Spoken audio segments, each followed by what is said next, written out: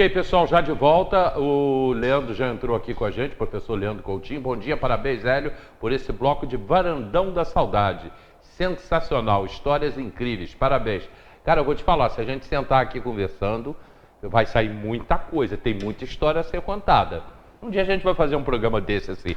Olha só, ali em Araras, onde tem a Casa de Cultura, ali tinha uma lagoa, né? Quer dizer, um lago, né? Uma lagoa não. Porque o rio passava por ali, depois o rio... Tira esse negócio daí, ó. Pedi isso ainda não, André, calma aí. Ah, me quebrou agora. Me quebrou bonito. Ali tinha uma lagoa, exatamente onde está a Casa de Cultura. E o rio foi desviado, o rio passava ali, depois foi desviado, foi feita aquela ponte. Pode ser que eu esteja enganado, mas eu acho que foi obra do Malhardes e quem construiu foi Oswaldo Armador, que foi o construtor daquilo ali. Aliás, ele morava na rua Beira Rio. E depois essa lagoa acabou, taparam no governo Céu da Massa, acabaram com aquilo ali. Eu peguei muita rã e pesquei muito ali com meu pai. Pegava cará, rã e bagre, tinha aqueles bagrezinhos, a gente pegava muito ali, era uma lagoa grande. Depois acabou, e aí hoje é a Casa de Cultura.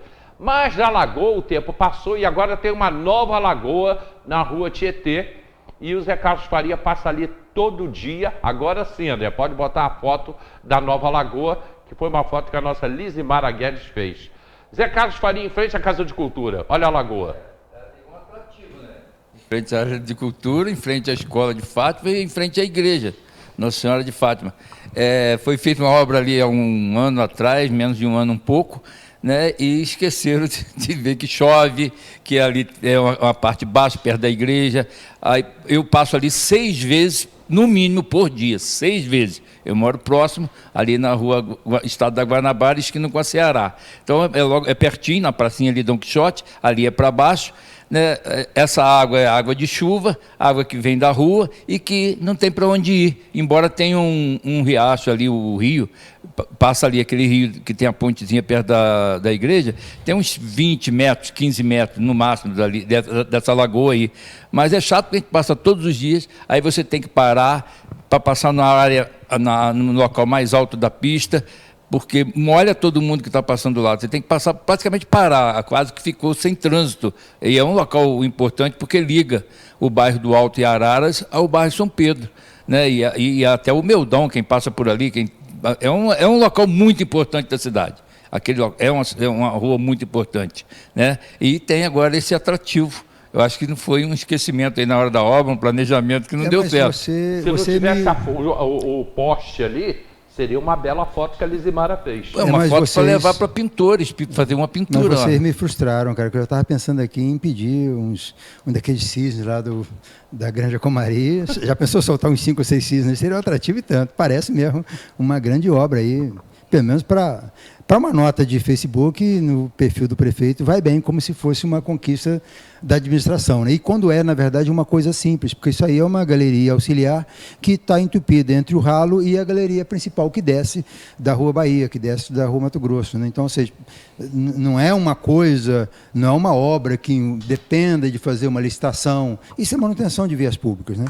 Mas ali, você que foi secretário de Cultura e até foi quem fez o plantio, que embelezou ali a frente da Casa de Cultura, né, que quando está florido fica muito bonito, e quando não está, é esse verde que tem ali na frente, que sempre chama atenção, né, nunca teve aquilo ali. Depois dessa obra, é que essa lagoa está se formando, depois da obra. O problema todo é esse asfalto, esse farelo do asfalto.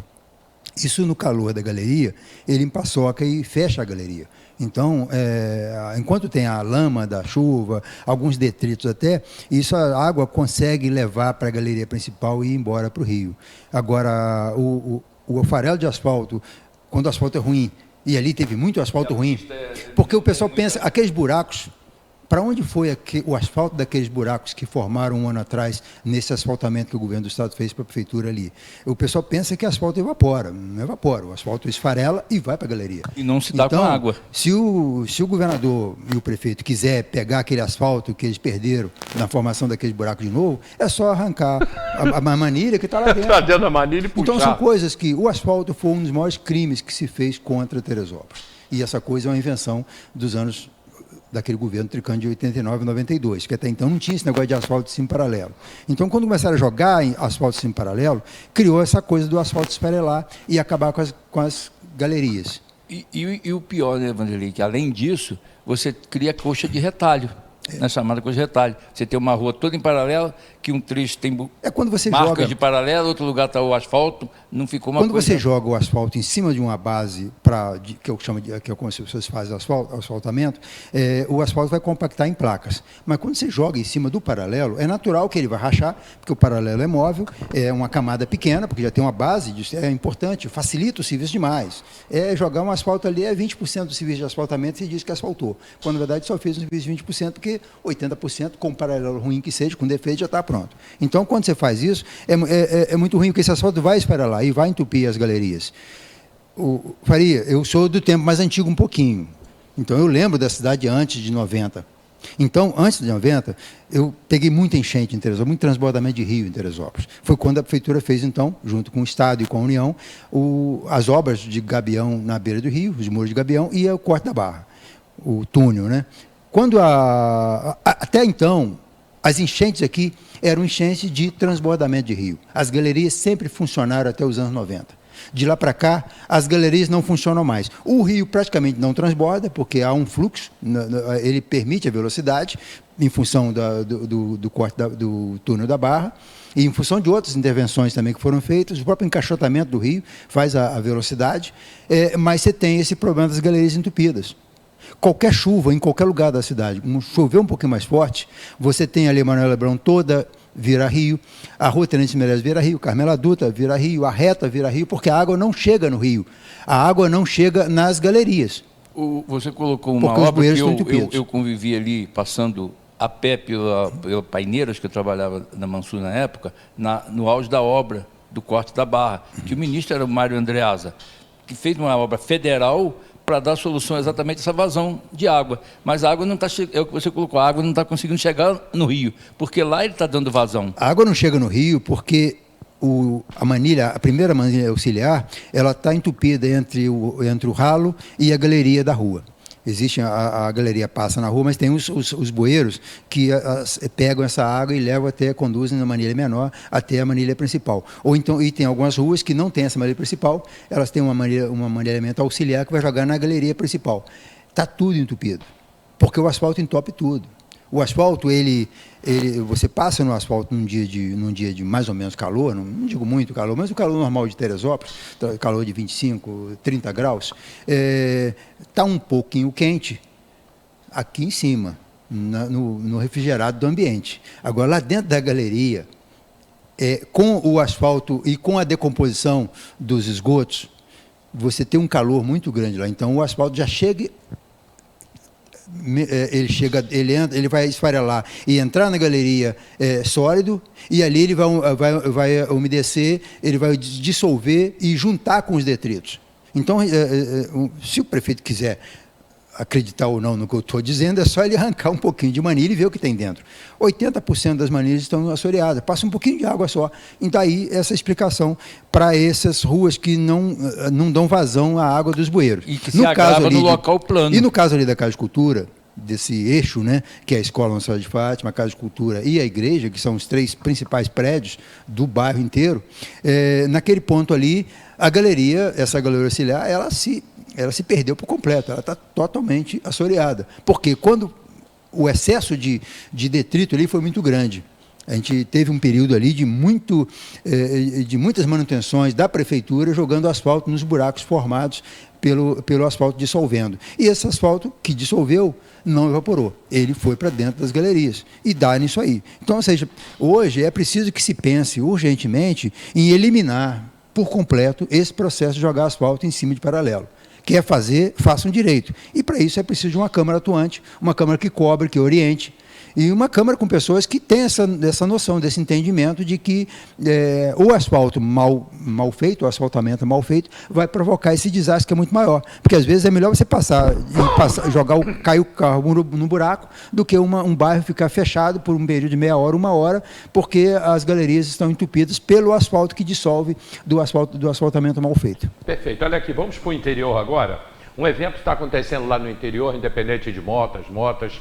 Esse evento tem tudo a ver com eles dois, Vanderlei, que é historiador, é escritor, e com o Zé Carlos Faria, que é um homem do interior, foi presidente da Câmara de Vereadores e conhece bastante o nosso interior.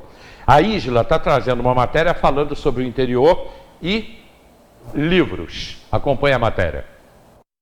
A Rural Letras, primeira feira literária da região rural, teve início no dia 20 de outubro e segue com suas atividades agora na segunda etapa. E nós conversamos com o Alan e o Gustavo, dois dos organizadores. A Rural Letras tem como principal objetivo levar a literatura e as artes no geral, né, que vão estar presentes na feira, para as regiões rurais, né, da cidade de Teresópolis.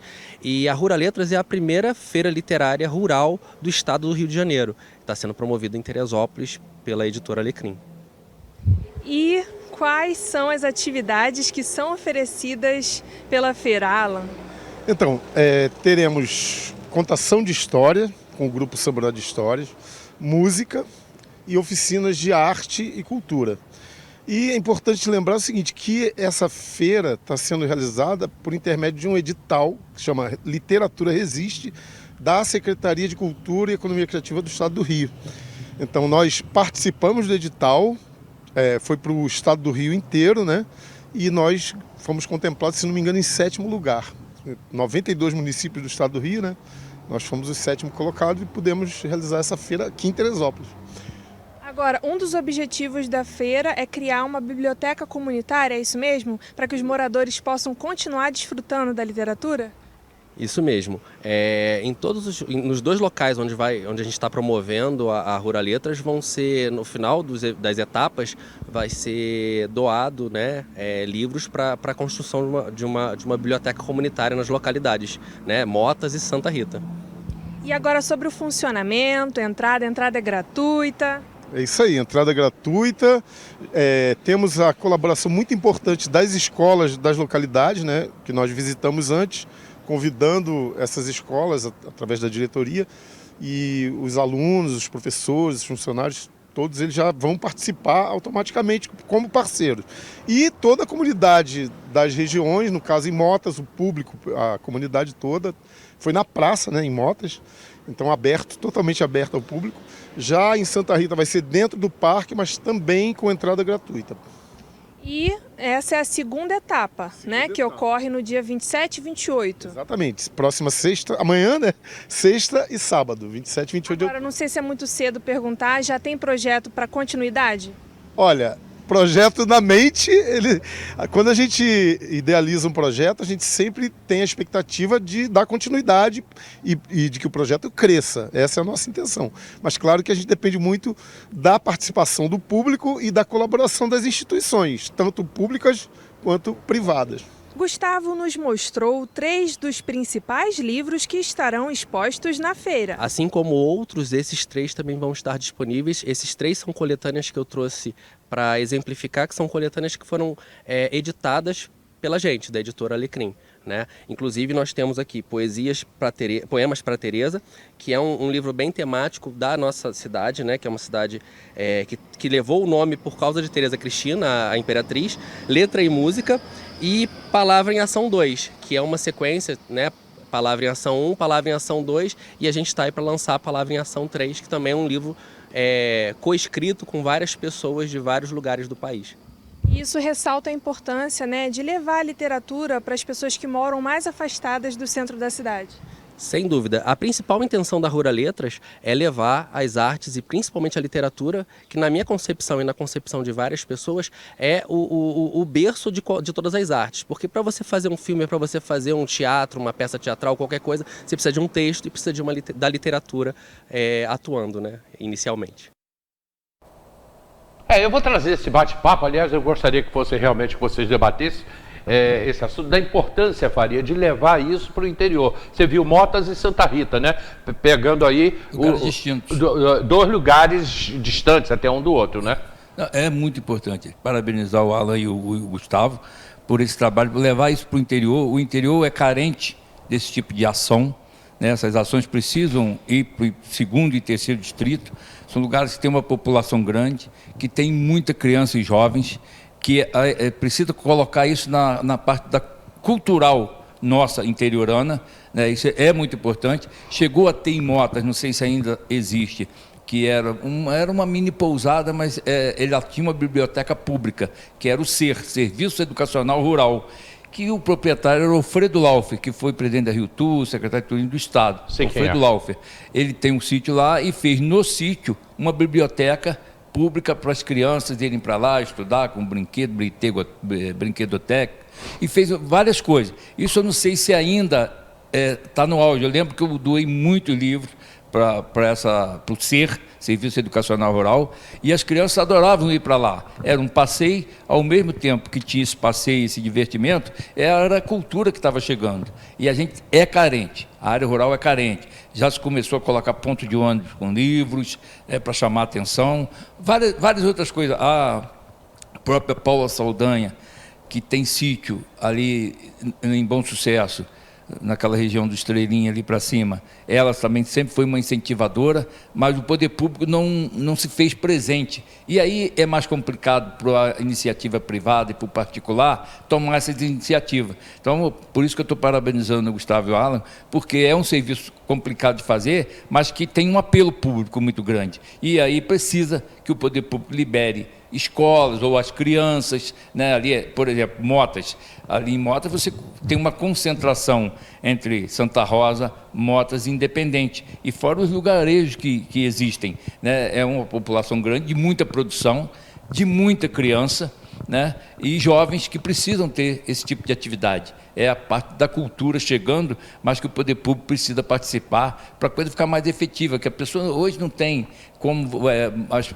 a iniciativa privada que gosta de fazer, ela não tem o recurso, então tem que buscar recurso na iniciativa pública, que eu acho que aí isso pode se resolver e chegar no interior que precisa desse tipo de atividade. E eles fizeram uma festa agora, uns 3 meses atrás, eu vou botar um evento, né? Uma festa não, um evento, pegando música, literatura e com gastronomia, em Motas e Independente. Deu gente pra caramba, cara. Sim, com um final de semana com debates, mesa de debates. É evento, então o interior é carente desse evento, então ele fica muito restrito a um futebol, restrito às igrejas, que é importante ter isso, né? Mas a parte da cultura às vezes fica esquecida, mas as crianças gostam muito de participar, e a população também, as mães vão, que nós na nossa infância mesmo, isso há 50 anos, mais um pouco, não tinha essa prática, né? Era sair chutando lata pela rua e ir para a escola e voltar brincando para casa, porque terminou a aula, né? Não tinha esse incentivo da parte de cultura. Vanderlei, quero te ouvir também, óbvio, né? Mas aí para você encaminha também uma pergunta. Por que o nosso interior ele é tão mal aproveitado em todos os sentidos, mas agora a gente está falando no sentido cultural? Quando a gente vê uma iniciativa de levar o livro para as pessoas, para um universo que está cada dia mais distante do livro, a gente tem mais que elogiar a iniciativa aí do Alan e do Gustavo Luciano, porque é uma forma de levar esse... Na verdade, o livro hoje, o livro impresso, numa época em que o papel está sendo abandonado, o livro é a referência para que as pessoas se interessem pelo livro digital. Então, ninguém vai se interessar pelo livro do computador, do celular, se não tiver aquela figura do livro papel, do livro como a gente sempre conheceu, né? Então, as pessoas, muitas dessas crianças que estão vendo o livro, não conhecem o livro, não conhecem o livro físico, né? Então, não sabem nem como é que é aquilo ainda, porque nós estamos num processo de transformação da sociedade, onde alguns elementos que figuram normalmente no nosso imaginário ou na nossa consciência não existem no imaginário dessas crianças, que para elas tudo é muito novo, e certamente algumas ali viram o livro muito raramente, e agora vê o livro fisicamente, não só se interessam por ele, mas pode se interessar também pelo livro, de ver aquele livro no computador, no celular. Então isso é muito importante. E o interior nosso, eu lembro de quando esse governo que está aí se instalou, como era um governo de neófitos, não só os secretários, como principalmente o prefeito, não sabia nem o que tinha que fazer pela frente, ele vai dizer que ele faz uma estratégia de marketing, ele é muito bom em marketing, e vai mudar a cidade para a prefeitura da cidade de Teresópolis, ou seja, ele é o prefeito da cidade de Teresópolis, que é o primeiro distrito. porque o nosso município é composto de 3 distritos.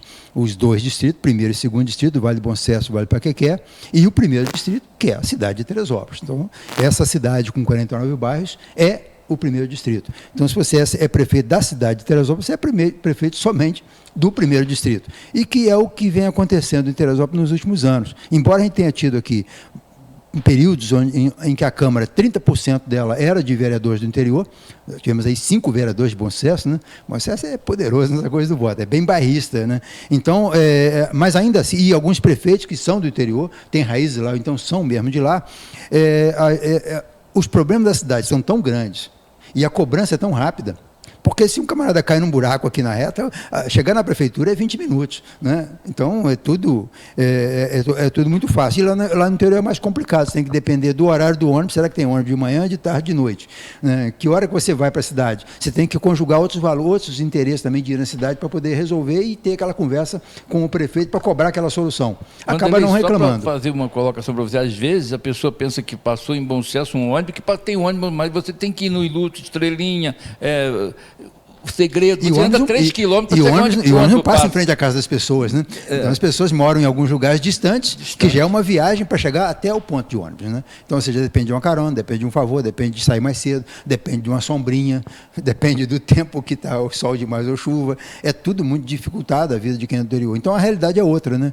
E hoje, claro, com a tecnologia, as redes sociais estão chegando aí, você consegue hoje, não precisa ter antena para chegar para alguém lá em Bom Sucesso, em Motas, assistir o nosso programa. Então as pessoas já estão no celular acompanhando, já tem a televisão que tem um sistema que já aceita sem antena, sem nada, sem cabo. Então, ou seja, a informação também vai chegando, tudo vai facilitando. Então ter e com isso a presença, inclusive, a relação de interior pode sofrer uma mudança, né? Ao ponto de quem está lá no cantão de Santa Rita, que é uma distância grande, para a cidade, consegue acompanhar uma ação que está acontecendo na cidade no mesmo tempo de quem está aqui num bairro qualquer, próximo dessa área urbana. Então, é um processo que acaba melhorando. O livro chegando lá é importante, essas ações de cultura são importantes, porque completa com as outras ações que já existem no lugar, você bem disse. Agora, nós estamos passando também por um processo de mudança, onde, em pouco tempo, não vai fazer diferença para o gestor se a pessoa mora no bairro São Pedro, que é onde mora quase a metade da população urbana do município, ou se mora lá em Santa Rita, em Andradas, em Motas, ou lá em Vieira, ou em Bom Sucesso, porque a relação ela é virtual, né? A relação diminui as distâncias. Isso, por outro lado, é bom. Falta a prefeitura falar a linguagem desse novo tempo, porque isso aí não é só ter página de Facebook e achar que aquilo vai chegar nas pessoas. Tem que criar um mecanismo de relação. Não faz sentido alguém despencar lá do interior para gastar um dia da vida dele para vir na cidade para resolver um probleminha que ele poderia resolver pelo celular. Porque outros municípios já estão fazendo isso, né? Não é, o prefeito não tem que esquecer esse negócio de visitar Cancún, Disneylândia, isso não é a nossa realidade. A nossa realidade, com ideias que podem ser praticadas aqui, estão nas cidades de interior de São Paulo.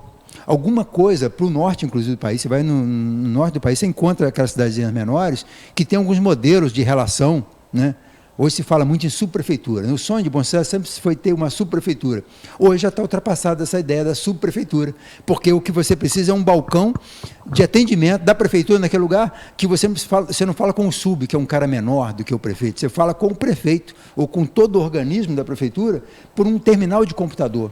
Mas não é colocar num programa de internet para o camarada se aventurar, tentar achar e ver se aquilo tem fé pública ou não. É ter um setor que a pessoa possa chegar fisicamente. O cara quer ver, o contribuinte, ele tem o direito, ele quer ver a figura do prefeito representado naquele servidor público atrás de um balcão, numa salinha, num espaço que vai atender o público. E ali você resolve um alvará, resolve uma dívida, resolve um levantamento de uma propriedade. Você faz todo o serviço que você pode fazer no balcão da prefeitura, com aquelas filas enormes, com demora de 2, 3 horas para ser atendido, você pode ser atendido lá no interior, sem depender de pegar o táxi até chegar no ponto de ônibus, de pegar um ônibus para chegar na cidade e sabendo que vai ter que achar o horário, conjugar todos os interesses para voltar no horário, porque o ônibus de volta, se ele deixar para trás, você vai ter que dormir por aqui. Continua com esse assunto, mas é que eu tenho que interromper para o comercial. Mas eu já vou deixar uma pergunta aqui para vocês. se a criação do 4º distrito, que seria ali na região de Água Quente, seria uma das soluções para o interior. A gente está indo para o comercial, lembrando o seguinte, Recanto, Centro Gastronômico Recanto, onde é que fica? Aqui na reta, caldos, fondis. Você tem, além disso, você tem a cafeteria, a padaria do Centro Gastronômico Recanto, peixes e carnes nobres variados. A gente volta já.